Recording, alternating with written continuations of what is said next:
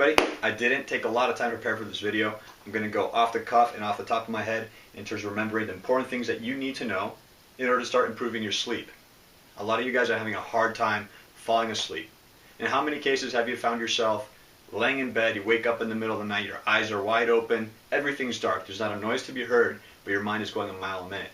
You can't stop thinking about the things you need to do tomorrow. You can't stop thinking about the things that happened yesterday. And you just think and think and think, and you start thinking to yourself, wow, I'm so awake right now, there is no way I'm going to be able to fall asleep. I'm going to tell you why that's happening. I'm going to tell you how you can preclude that from happening to begin with. And believe it or not, the keys are not that hard to find when you just start playing around with your nutrition just a little bit and you have a better understanding of the things I'm going to teach you now about what I call the SBM Bee theory. SBM Bee stands for the Sleep Brain Mind Barrier Theory. Okay? So let me make a little illustration first. Okay? Before we get to the theory, I'm going to talk about the relevance of sleep in terms of your daily life and how you're going to do in terms of productivity and wellness with your day-to-day life. I'm going to make a pie chart with these 4 factors: nutrition, exercise, time management, and sleep. And which of the 4 factors has the biggest influence over your overall wellness? Okay, so we brought it up and we started thinking about people in our history that might have had a pretty good lifestyle but didn't exercise a lot. Or we thought about people who exercised a lot and slept okay, but they had a lot of stress with their time management. So they had a lot of mental stress. And we think about people who maybe eat really well and manage their stress really well and sleep well, but they don't exercise at all. We start thinking about what's really the most important thing. And unanimously, everybody I talk to, when we start thinking about it, we all agree that the most important thing in terms of wellness that can have the biggest impact in your day-to-day life is the quantity of sleep that you're getting. Not just the quantity, but the quality. So here's where things get a little interesting. The people I talked to and I came up with a rough, pulled out of the butt estimate in terms of what percentage of the pie chart is going to be sleep. So we basically summed it up as being sleep being at least 2/3 of it. All of this in the pie chart is relevant as sleep. The other portions are probably relatively equally distributable in terms of exercise,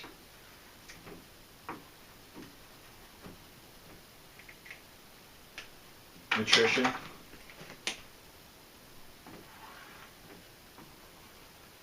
right,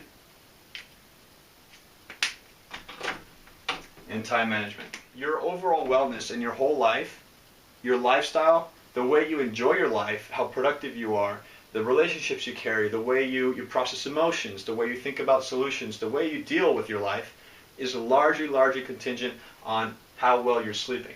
So if you're not sleeping well, your wellness as a whole is ruined. Okay? And we know that because if you think of a morning after a night of sleeplessness, you're going to feel a lot more grumpy, more irritable. You're going to feel a lot less productive. You're going to feel like you're probably more prone to sickness, which is actually true. You're going to feel like you might overeat. You're going to feel overall more likely to be depressed. Everything's ruined, right? And the truth of the matter is that that's happening because your body is signaling you that you're not getting enough sleep. So it's very important for you to really realize that sleep is overall important. But this information isn't helpful to you yet because so far all you know is that, oh my gosh, I can't sleep and sleep's more important than I ever realized. That's just going to make you more stressed out. Fear not, because I'm going to tell you how you can set yourself up to actually fall asleep more easily. For us to get to that, I'm going to start talking about the brain-mind barrier. This is a theory I've been working on in the last 2.5 years. Working on, I use the term loosely because honestly I put it in the back burner for a little while. Once it actually gave me an understanding in terms of why I wasn't sleeping well in the past and how I can fix that, that wasn't at all the intention, by the way. The reason I came by this theory was because I was actually trying to understand the source of emotions and what emotions really are and how they come to be and how you have them and how come some people react to them more intensely than others. That's another story for another time though. For now, I'm going to start explaining what the model is and what it implies in terms of you sleeping better. Okay, so we know that the S in SBM Bee stands for sleep. B means brain, M means mind, and B means barrier. The important, relevant point of this is that I am implying that there are metaphorical barriers that will actually come up between your mind and your brain. So for that to be understood, first I have to explain what I mean by the difference between your mind and your brain. Now, your brain is the organ, right? It's a collection of neurons, synapses, it's your connectome, it's all of that that's within the skull. It's your entire nervous system from the brainstem up. Now, a lot of dream activation happens in the brainstem, but what we're going to talk about doesn't really involve the physiology of the mind, or the brain rather. It talks about how the mind interacts with the brain and why sleep is necessary under my theory and my understanding. Up to this point, no one's been able to really provide a convincing argument in terms of why sleep is necessary. But what we do know is that if you deprive someone of sleep long enough, they're likely to die just as quickly as they would if you deprived them of water. Think about that. So we also know that it's a very effective torture technique from past times during warfare and whatnot. Depriving your prisoners of sleep makes them more prone to cracking and drives them insane. So that being said, the other extreme is probably much better. Get more sleep rather than less sleep. Okay? So if your body is telling you that you're tired, everybody knows the symptoms. But if you're sleeping a full night and you wake up in the morning and you're still tired, that probably coincides with the fact that you're having a lot of dreams. Once you understand my mechanisms here in this theory that I've developed, you might have an understanding why dreaming is actually not a desirable thing.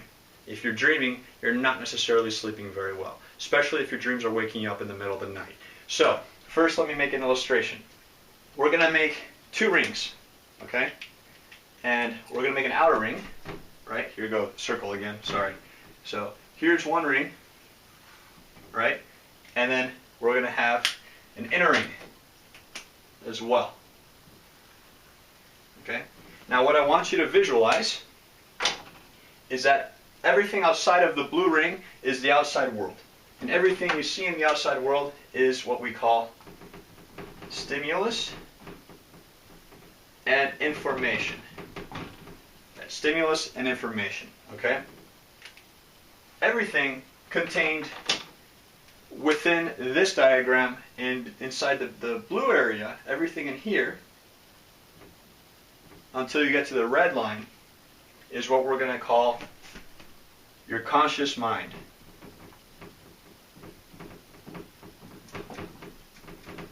I'm sure you can't see that too well, but I'm sorry, you're just going to have to visualize. So this region in here is what I call the conscious mind. And what we're going to talk about in the center of this, within this red circle, is what I'm going to call memory. Okay? Now, let's oversimplify things for a second. When you write a file onto your hard drive, you hit that save button, this file is created. You are, in magnetic media, you're creating sectors where you're modifying basically switches and positions, zeros and ones and so on, in a magnetic media form. That will remain on that drive even when you turn the power off, because the magnetism has actually changed the way that drive is actually structured in its various sectors. Okay, so we have to visualize that your brain is not that different. What I want you to know is that when you're writing memories, in a sense, when you're creating memories, you're creating physical changes in your brain. That's something that I just want you to assume and for now take for granted. I know I'm oversimplifying it, but you're actually creating new synaptic pathways and new neurons and new connections and that sort of thing. Your connectome is changing on the basis of how you build new memories. Okay, so your memory process is something that's physical. The transcribing of information into memory is a physical process. Remember that. Okay. Your conscious mind, on the other hand, is not necessarily something physical, although it's deeply connected with the subject's brain. As a matter of fact, I personally believe that consciousness is impossible without the human brain. The important thing to know, though, is that if you damage portions of your brain, you will lose certain memories. Also, if you damage portions of your brain that are responsible for other functions, you'll lose the ability in those fields. For instance, Broca's and Wernicke's aphasia. If you puncture or injure a small region of the brain, you'll lose your ability to recall certain words. Or worse, you might say words that you don't intend to say. So instead of saying the word cat, you might say the word blue. Or instead of saying ball, you might say orange, whatever. It would just start talking and you don't have it in there. The problem is that your brain is damaged and you don't have that mechanism that will allow you to do the task that you're trying to do. So the brain and memory and those functions are physical traits. Okay, these are things that change physically when you transcribe new memory. Okay, The conscious mind, though, is your subjective experience, the way you use your physical attributes to create this this experience, this perception of the world around you. Okay, and the perception of the world around you is basically what's happening in terms of stimulus and information. So if you see something, you're using eyesight, you're getting visual stimulus. If you hear a noise, that's auditory stimulus. If you feel something, that's haptics.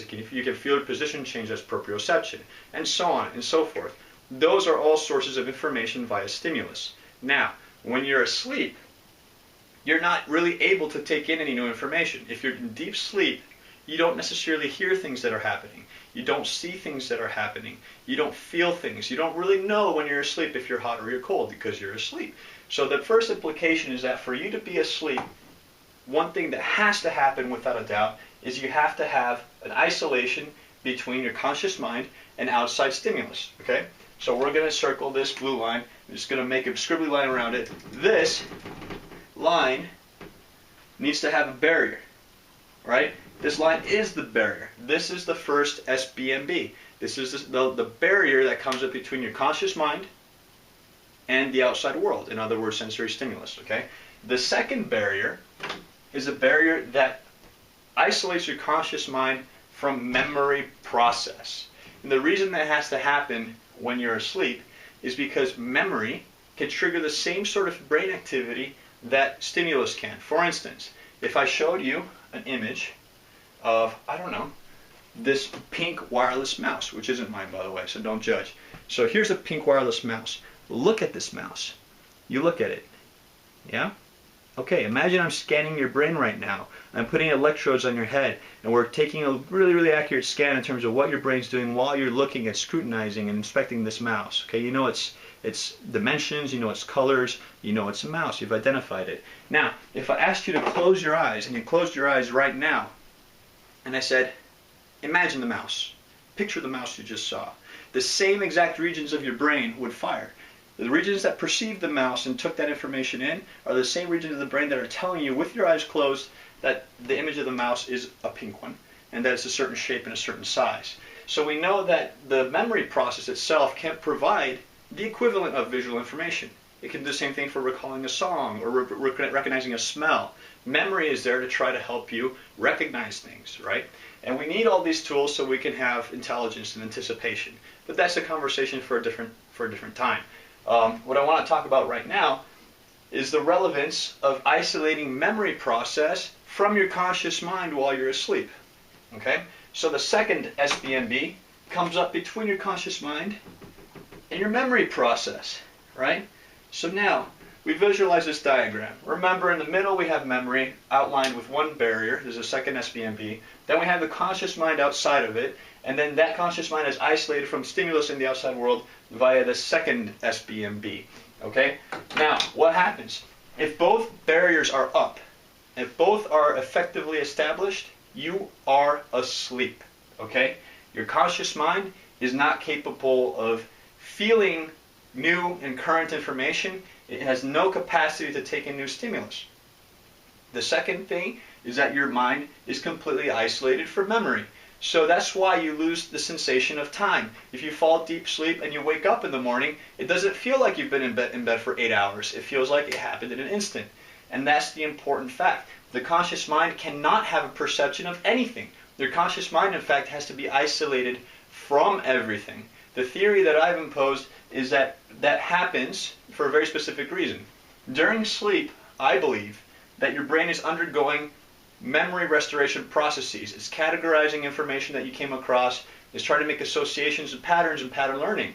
And it's doing that process when no other stimulus is coming in. It's actually very important for you to be able to make those organizational processes happen because that's the source of your emotional dexterity. And I'll talk about that in more detail if people are interested. Please comment below and talk to me about whatever your questions may be, and I'll talk more about the SBM Bee theory as I go on and develop it further. But for now, rest knowing that your memory process needs to be isolated from your conscious mind. Rest knowing that your conscious mind needs to be isolated from external stimulus.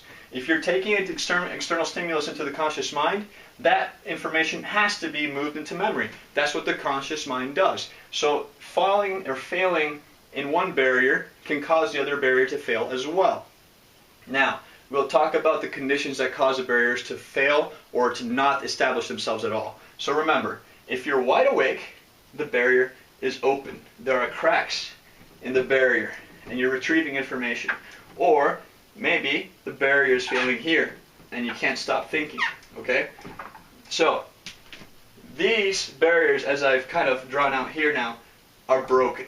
Okay? We're going to call them faltering barriers. Okay? So what happens when each of the barriers falter? I know this is boring, guys, but trust me, by the end of this video, you're going to have such an understanding about sleep. You're going to go out there, you're going to go grocery shopping, and tonight you're going to sleep better than you ever have before. Okay, so bear with me for a second. If your conscious mind doesn't have a barrier between it and the outside world, that means you're still hearing things. That means you're still seeing things. Your eyes are open or bright lights are bothering you, right? That information is getting processed by the conscious mind and sent into memory, okay? So what we need to do is make sure that the outside barrier, the barrier between your conscious mind and the outside world, stays shut. Okay? So the other thing is if you're falling asleep or you're trying to fall asleep and there's no sound, it's dark in your room, right? There's nothing really bothering you. The temperature is comfortable and you're in a comfortable position. There's no stimulus really providing any pertinent information, but your conscious mind is still dealing with memory. You're starting to remember what conversations you had early in the day, what I need to do tomorrow. You start thinking about a song that plays over and over in your head. It's like, why can't I stop thinking about this song? That task that your conscious mind has, what your conscious mind is doing, would be impossible if it didn't have access to memory. Because it's pulling those songs out of your memory banks. It's pulling out your to-do list from your memory banks. It's pulling out your past failures and all your stresses from your memory banks. So even if you're not really stimulated by the outside world, you're stimulating your conscious mind with memory, and that's why the second SBM Bee has to be up. So we have to close this barrier. We have to make sure your memory process is completely isolated from your conscious mind. Now, this is supposed to happen naturally in line with circadian rhythms to try to help you fall asleep. Things that interfere with this are things like stress, caffeine intake, and most importantly, poor nutrition. Poor nutrition can have a massive influence over your ability to fall asleep and the ability of the SBM Bees to come up and stay up so that you can stay asleep or fall asleep to begin with, okay? So let's think about this for a second. Before I move into nutrition, I'm going to talk about the differences of what will happen if one barrier fails or falters and the other one doesn't, okay? So when you're dreaming, what I am going to imply is that your conscious mind is trying to gain traction in memory even though you're asleep. So that means that while you're dreaming, the outside world, the outside SBM Bee, the SBM Bee between your conscious mind and stimulus, is healthy, is up, it's erect, and is keeping you from taking in information from the outside world. But the barrier between your conscious mind and your memory has cracks in it, and it's beginning to falter. So you're beginning to peek into the memory process. And what you're seeing during your dream is not coherent. What you're seeing during your dream is a pipeline of rushing water. It's just information that's getting moved around, assorted, and categorized in your brain. You are being a voyeur to the own mechanisms of your memory process, and you're not supposed to be. So what happens is the conscious mind doesn't know that this is happening. So it pulls out images, and it pulls out sounds, it pulls out sensations and dialogue, and it tries to make sense of it. So it starts creating a plot line with it, and all of a sudden you're in the middle of a dream. Why some dreams are, negative and are nightmare-like, and why other dreams are pleasant is really not something I'm trying to deal with here. What I really want to try to imply is that if you are having a dream, there is a crack in the SBM Bee between your conscious mind and your memory process. And if you're sleeping soundly, you're sleeping deeply, that barrier will not have any cracks, and you will be deeply asleep, and you'll wake up refreshed the next morning. And I can tell you that this is an undesirable trait. If you're dreaming, it's undesirable. I know it because dreams only really occur under a very specific circumstance. Before I go to nutrition one more time, let's talk about the other way. Have you ever wondered the difference between sleepwalking and dreaming? It's actually very different. In the sleepwalking scenario, what's happening is that there's a very solid, erect, and strong barrier between your memory process and your conscious mind. But the barrier that's faltering is now the barrier between your conscious mind and the outside world, aka stimulus, current stimulus. So what happens then is someone can get out of bed and perform motor skills with their conscious mind engaged with the now and the information that's around them right now. They can hear things, they can feel things. They might feel like they're hungry, and they'll get up and they'll go downstairs and make themselves a sandwich, and they don't realize they're doing it. They might make it all the way back to bed and not know that they did it. Why? Because they don't have access to the memory process. They're performing tasks with their conscious mind, but they're not storing the memory information while doing it. Right? That is the essence of sleepwalking. It's also a lot like when people have vivid dreams and they start speaking. When vivid dreams, you're having faltering between both barriers. They're having experience with the memory process and they're visualizing things or having conversations, but they're manifesting their reactions in a physical way that might connect their conscious mind to their body and their ability to use their motor skills. So that's when people think they're playing soccer in their dream and they start kicking in bed, or they start yelling at somebody and the person sleeping next to them is like, what's this person's problem? You know, it's normal. What's happening is that person also has faltering between both barriers, right? So ideally, if you have both barriers up and strong, if you have the barrier 1, SBM B1, solid and secure, safe, check. And you have your memory process barrier, solid and secure. You are in deep sleep, okay? Now is when we talk about nutrition and why these barriers crash to begin with. Thank you for following me so far. Once you understand what I know, I promise you're going to start making some changes in the way you eat, and you're going to start sleeping a lot better, okay? So, remember earlier I said that these processes are supposed to happen naturally. They're supposed to happen on their own. But they might not happen because you're sabotaging them, either with the things that you're eating or the stresses that you're carrying. Now, remember in the pie chart, I said sleep, then I said nutrition, exercise, and time management. I've always told my clients, don't exercise for more than an hour and a half each day.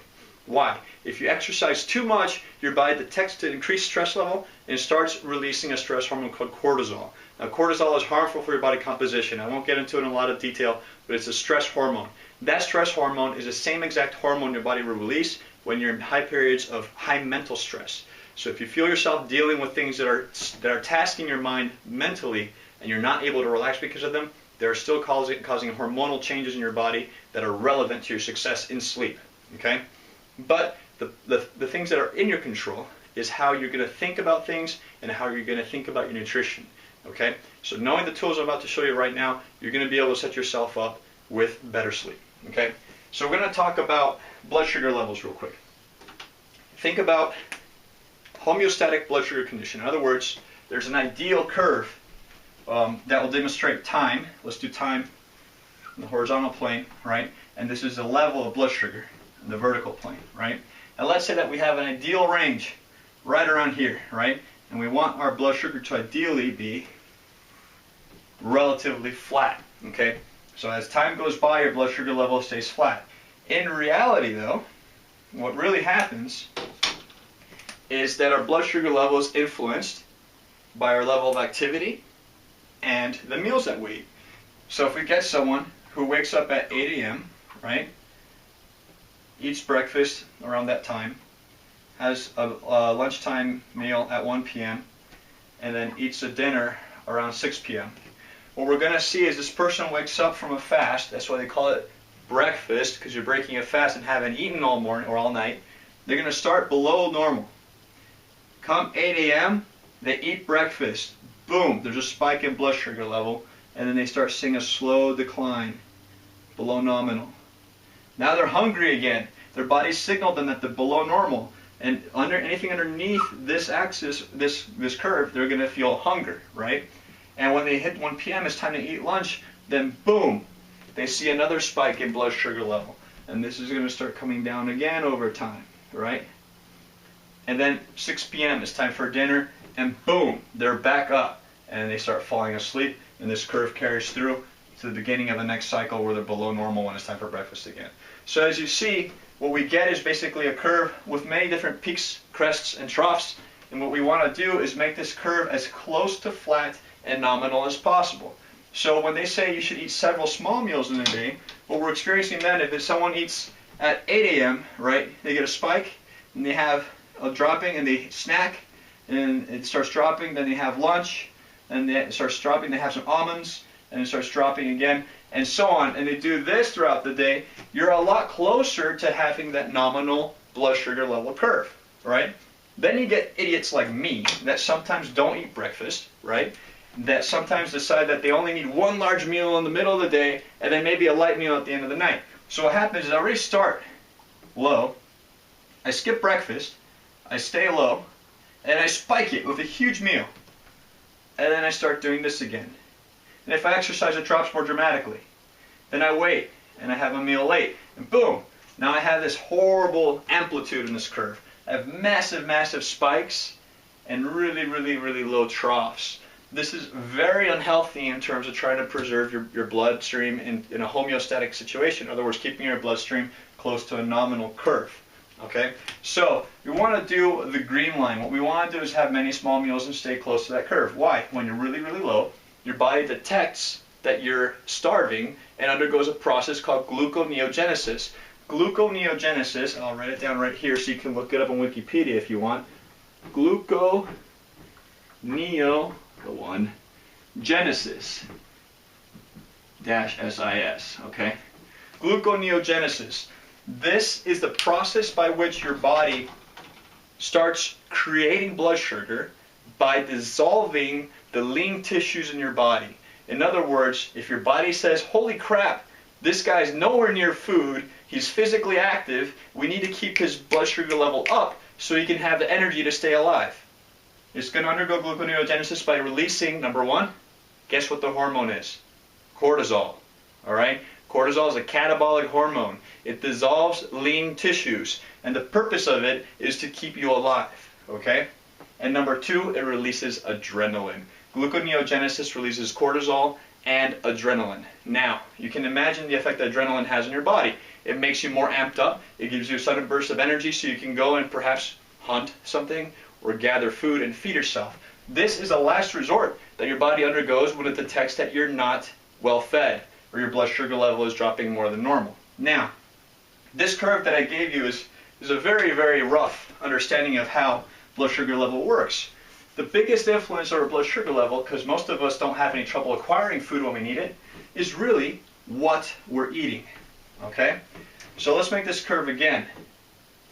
Here's nominal. This is our nominal blood sugar level line. This is where we want to be as an average. Our curve will never be flat, but it can be close to it.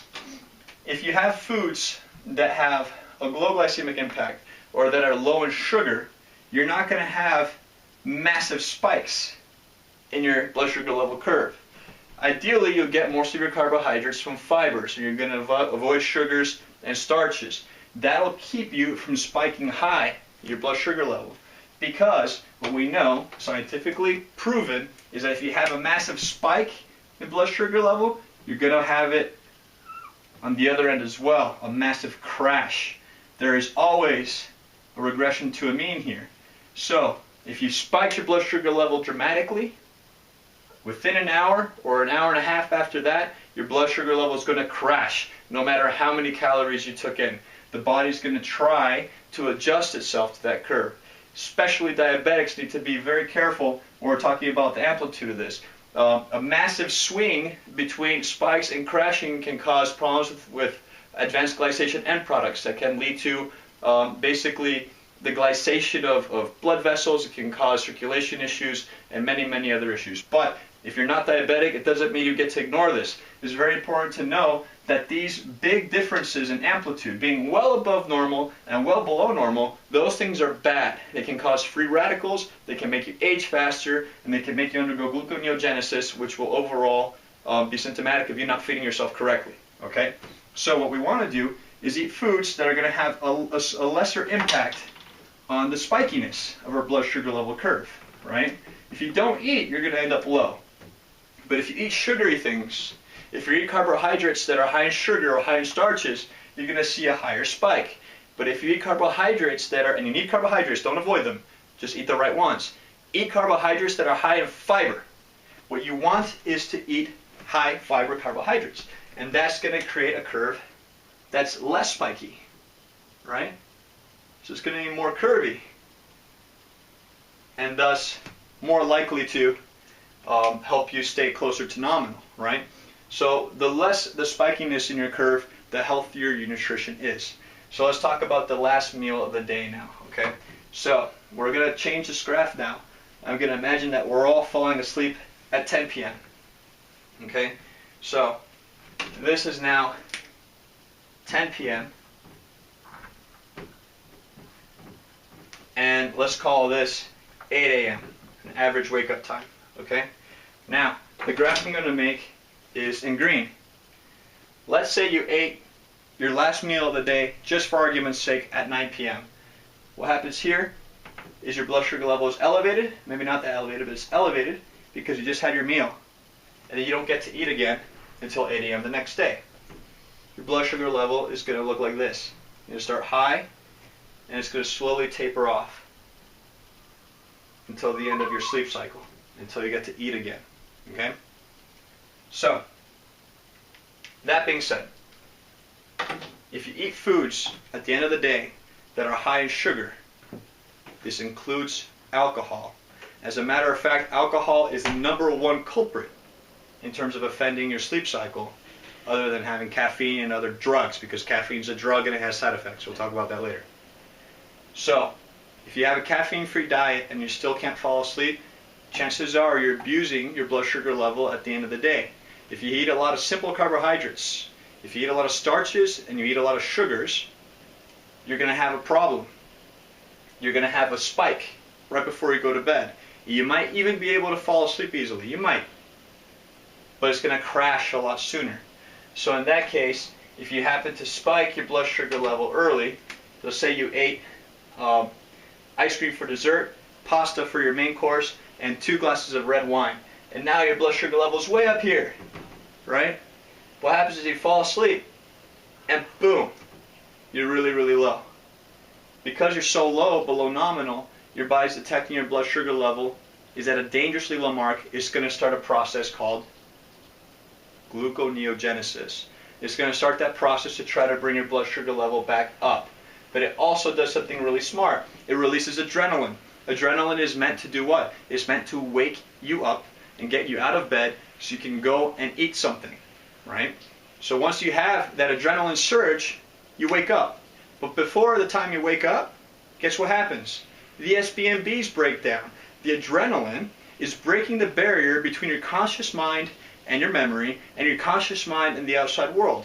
However, which one goes first doesn't really matter. The matter of fact is that it's trying to make your conscious mind gain traction in reality again. So that it wakes you up, you're no longer asleep, and your body's saying, please eat something, because your blood sugar level is too low. Even if you had a 2,000 calorie meal, it doesn't matter. Your blood sugar level is going to be low because you spiked it with a bunch of sugar and alcohol, and now you're crashing again. Okay?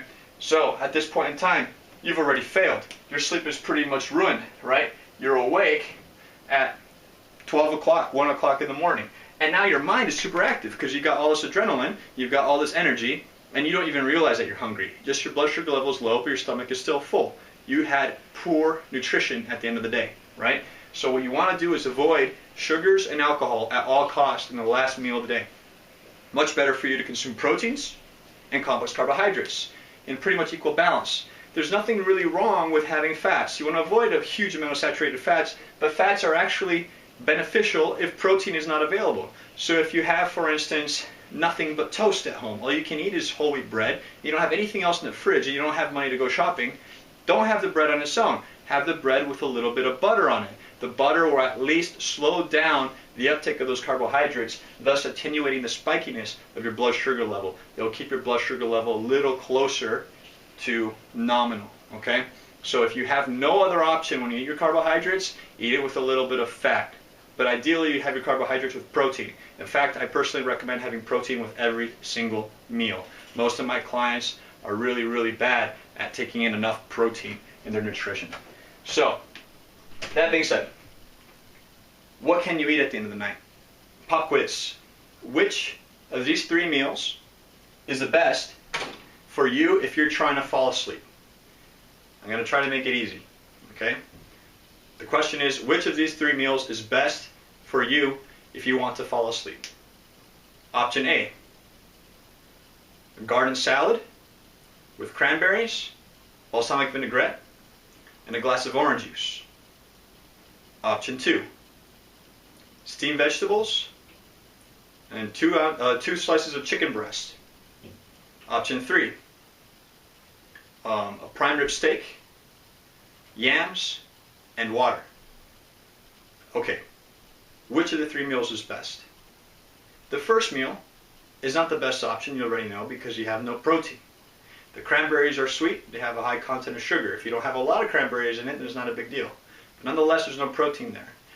Option C, the steak with the yams, is not necessarily the best option because it's been found that red meat have certain types of amino acids that can create stimulus properties. It can make you more stimulated. So in other words, if you eat protein at the end of the day, try to avoid red meat. You can have chicken and fish, you can have seafood, you can have soy protein or bean protein, you can even have a protein shake, but try to avoid red meat as the last meal of the day. So the best option is B. Having chicken breast and steamed veggies is a fail-safe.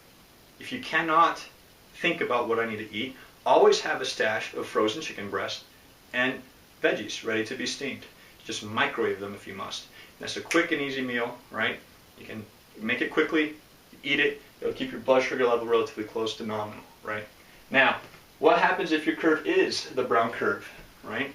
What happens if you broke down and tomorrow you have a very important interview, or you have an exam, or you have a Ninja Warrior tryout or something like that, and you're like, oh my gosh, I can't fall asleep, or you wake up in the middle of the night and you can't fall back asleep. Let's say you did fall asleep, you woke up at 1 in the morning, and you need to fall back asleep and you find yourself thinking a mile a minute. There is something you can do. You can get out of bed and you can cheat. I don't like saying that you have to do this, but go grab a whole wheat tortilla or something, put some butter on it, and eat it. Try to get your blood sugar level back up. When you're back up to normal, you won't have the gluconeogenesis process occurring. Okay? So it's a fail-safe. If you wake up and you want to go back to sleep, go to your kitchen, grab a tortilla, put a little bit of margarine or whatever you prefer on it, and eat it. Okay? But you have to have a carbohydrate to bring your blood sugar level back up. Remember that. Okay, so hopefully that gives you an understanding. If you have questions in terms of what's a good meal, please, the comment section is below. Comment and ask me if I think your meal plan is decent. Really what I'm focusing on is the last meal of the day, the one prior to going to sleep, and how much time is going between the last meal and the moment you actually fall asleep, and then what time breakfast is the next day. Okay? So let's say that you are a rare case where you're eating correctly and everything you do seems to be good. You're not consuming caffeine, you're not consuming alcohol, you're eating complex carbs and lean proteins at night, and you're eating enough of it, and your stress level is relatively low, but you still cannot fall asleep. Now, there may be physiological issues with you. You might be one of those people who have abnormal sleep behaviors. But let's go back to the barrier real quick. We have the mind that is around the memory process,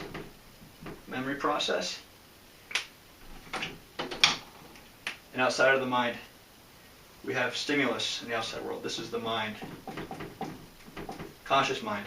Okay, the conscious mind, memory process, portions of the brain, and the outside world, which is stimulus. Okay, now we know that if you're eating correctly, these barriers, the SBM Bees that come up between your mind and the memory process, will come up naturally. The SBM Bees are required for you to be asleep. If you're dreaming, it's an indication that your body is trying to wake you up. In other words, you're most likely undergoing gluconeogenesis. In other words, you probably screwed up with your eating somehow. So if you have nights where you dream a lot, think about what you had the night before. If you had a ton of chocolate, a ton of ice cream or frozen yogurt, or if you ate a lot of potatoes, you're not gonna succeed at sleeping well. In a good night of restful sleep, you're either gonna not dream at all, or you're only gonna dream in the last half hour of sleep, towards the very end of your sleep cycle, where your blood sugar level is gonna be low regardless. Okay? So if you're sleeping well, your dreaming should not occur at all, or it'll occur in the last portion of sleep, the last half hour. Okay? Now, remember, dreams occur when your mind has access to memory processes it's not supposed to see. So if that's happening in the middle of the night, you're not set up correctly. Now, if you did everything correctly, or even if you didn't, and you find yourself trying to fall asleep and you can't, there is a mental exercise, and this is a secret.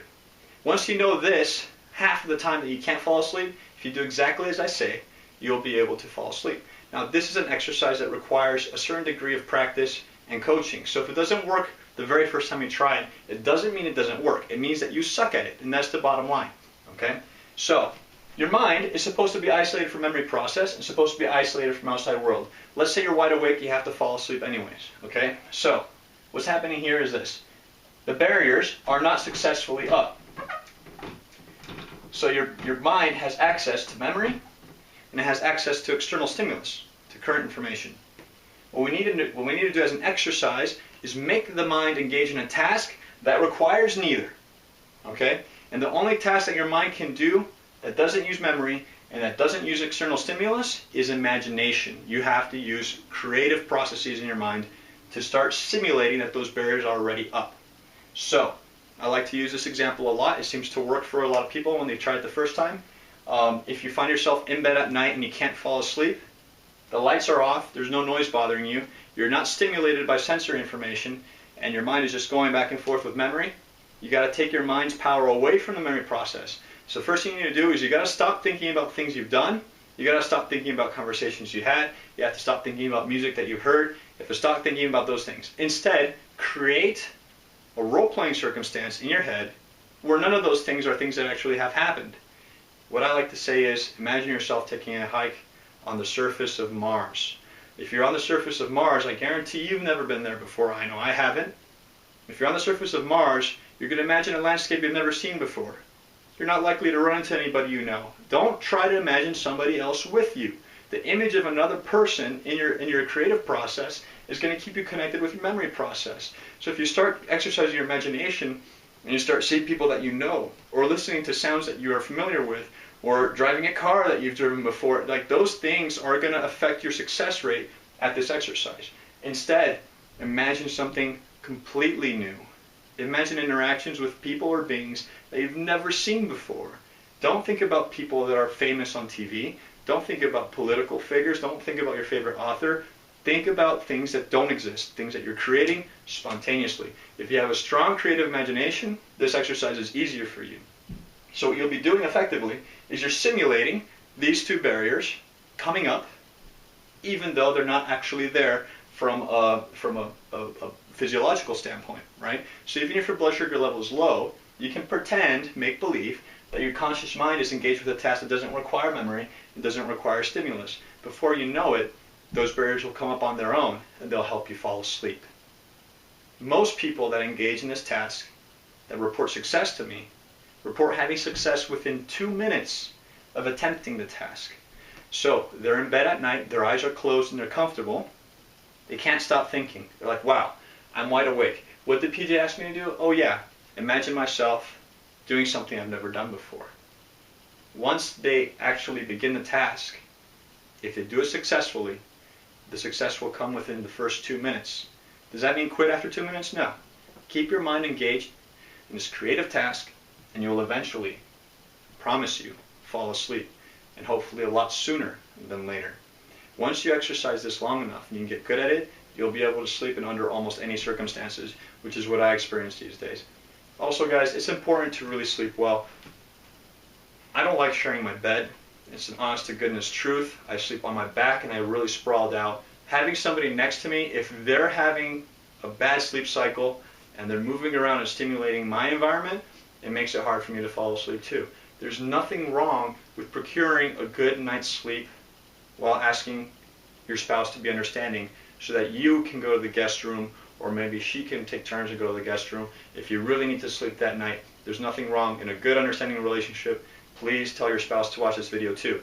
Sleep is massively important. Your relationship might be suffering because of your lack of sleep. Your productivity at work might be suffering because of your lack of sleep. Your exercise is suffering because of your lack of sleep. Your ability to focus, your skills, your dexterity, your stress level, your immune system is suffering because of your lack of sleep. So please, take all this into consideration. Remember the sleep-brain-mind barriers. Remember the things you're supposed to eat versus the things you're not supposed to eat. Okay? Keep these things in mind.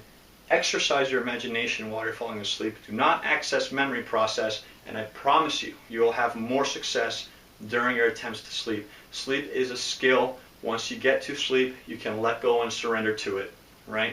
But once you've developed the skill to set yourself up correctly, This starts in the grocery store and planning your day. When you have the right foods and you have the right mental process, you will sleep more healthily. It'll help you for the rest of your life. If you find this video useful, please hit the like button right down there, and also tell your friends, have them view it. I'll answer any questions that I can. If you can, please comment on the bottom, and I appreciate it. I appreciate your time, and sleep well.